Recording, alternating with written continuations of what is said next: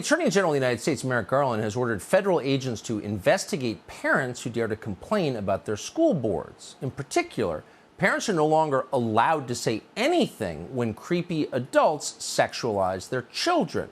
Come to my van, little girl, I've got some candy. Don't say a word.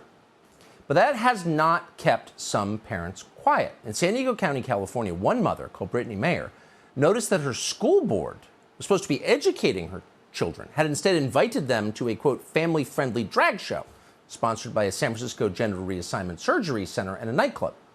Here's what she said at a recent meeting of the Encinitas Union School Board, which promoted the event.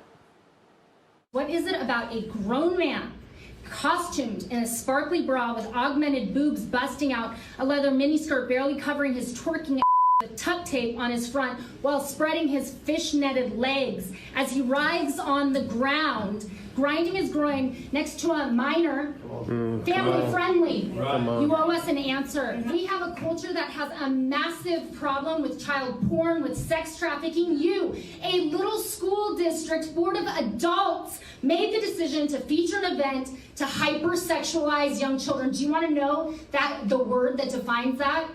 It's groomer. You all played the activist pimp for an Align Surgical Center and for a 21-plus gay bar. It makes you groomers and activist pimps, and we won't have those sitting on a school board who oversees the education of our children.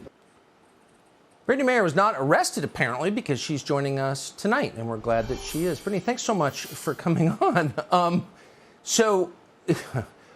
This is the school that's supposed to be educating your kids, and they're sexualizing your kids. How did you find out about this?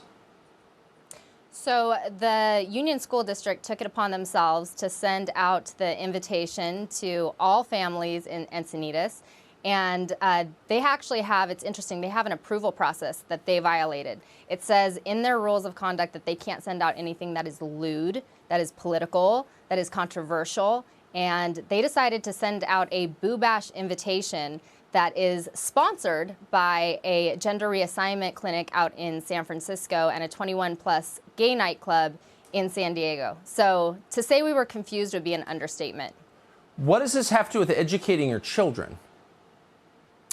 Well, that's a really good question, Tucker. And we asked the board again and again to reconsider and to issue an apology and an explanation, which they didn't, which is why we decided to show up.